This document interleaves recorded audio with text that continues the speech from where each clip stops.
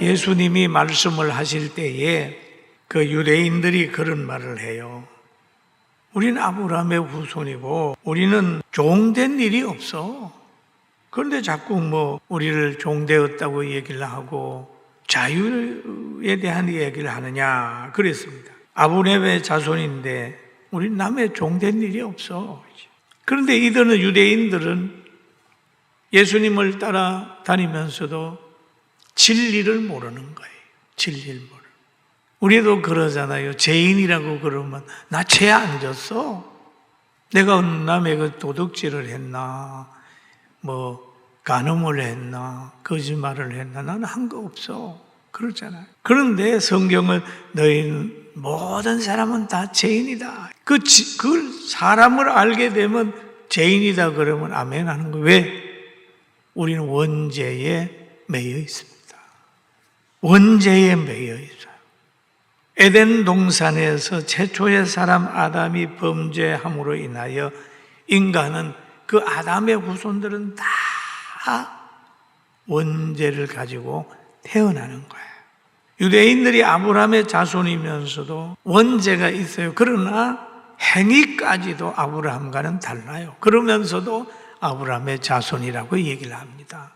아브라함을 닮지 않았어요. 예수님이 그러는 거예요. 야, 아브라함하고 다르게 살면서 무슨 아브라함의 제자라고 그러느냐.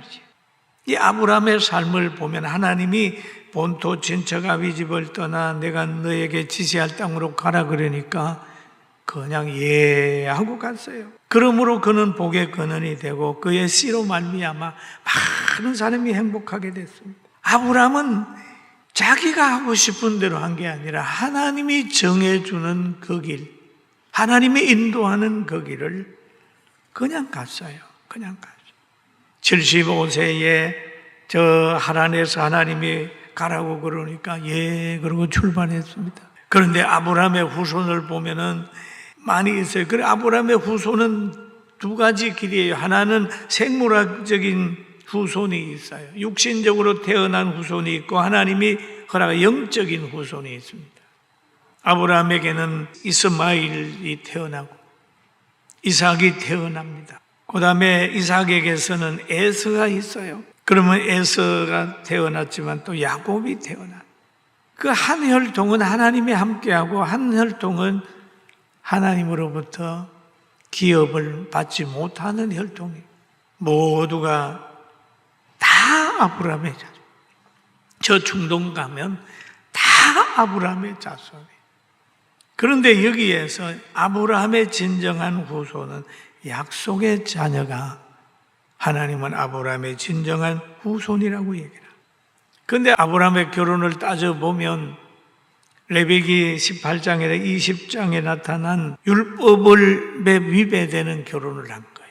왜 그러냐? 그때는 아브라함 때는 율법이 없었어요. 그래서 자기 외산 존집에 가가지고 아브라함은 율법이 만들어지기 전에 아브라함의 가정이 형성이 됐어요. 그런데 율법에서는 보면은 형제 간에도 결혼 안 되고 친지 간에도 같은 혈통에는 결혼하지 마라. 그렇게 기록이 되어 있습니다. 그러나 아브라함은 율법이 정해지기 전에 되기 때문에 그 율법하고는 관계가 없는 거죠. 우리가 그렇잖아요. 길을 가는데 노란 선을 긋기 전에 가는 거는 되지만 노란 선을 딱 만들어 놓으면 넘어가면 걸리는 거예요. 법은 그런 거죠. 그런데 아브라함이 75세가 이제 돼가지고 출발을 합니다. 출발하는데 아브라함이 순종해서 가는 기간 동안에 많은 시련이 있었어요. 여러분 믿음 생활을 하는 때는 시련이 있는 것처럼 본토 친척 아비 집을 떠나서 딱 갑니다. 그 아내도 그때가 같이 출발을 하잖아요.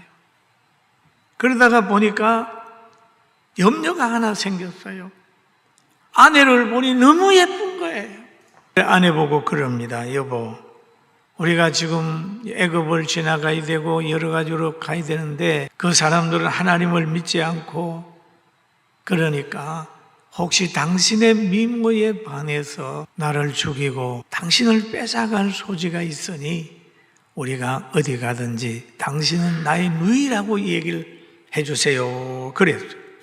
그래서 두 사람이 이제 길을 가다가 어떤 환경이 되게 되면은 모든 사람들이 보고 이쁜 미녀가 왔다고 하면 아브라함과 부부간의 관계가 아니라 누이라 얘기합니다. 그런데 왕이 데려가. 그런데 하나님은 그때마다 그런 어려움 있을 때마다 역사를 해가지고 그 왕에게 진노해서 아브라함의 아내를 다시 데리고 갔다가도 돌려주게 만들었어요. 왜? 그 집에 재앙을 내렸습니다. 우리가 보기엔 아브라함이 비굴하고 거짓말하는 것 같고 그런 상황이지만 하나님은 늘 선지자를 보호했어요. 그리고 창세기 20장에 보게 되면은 아브라함이 그랄이라고 하는 곳에 갔습니다. 그런데 그에 있는 사람들이 또 아브라함의 아내를 데리고 야 이쁜 여인이라고 소문이 나니까 그 그랄 왕 아비멜렉이 사람들을 보내가지고 사라를 아브라함의 아내를 데리고 가는. 그러니까 그 밤에 하나님이 아브라함을 보호하기 위하여 아비멜렉에게 현몽해 가지고 그럽니다. 이 여인은 건드리지 마라. 이 여인으로 말미암아 너가 죽으리니 건드리지 마라.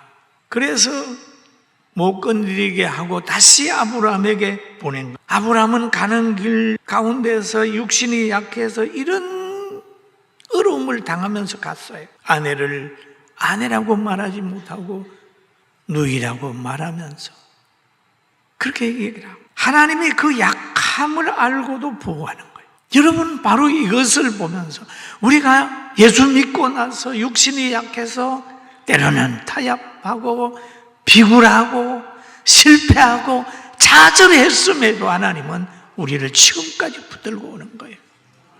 믿습니까? 그런 거예요. 왜 그럴까요? 아브라함이 하나님을 믿음에 그것을 그에게 의로 정하셨다. 행위를 보는 게 아니라 아브라함이 하나님을 믿음에 그것을 의로 보는 거예요. 행위로는 구원받을 사람이 없습니다.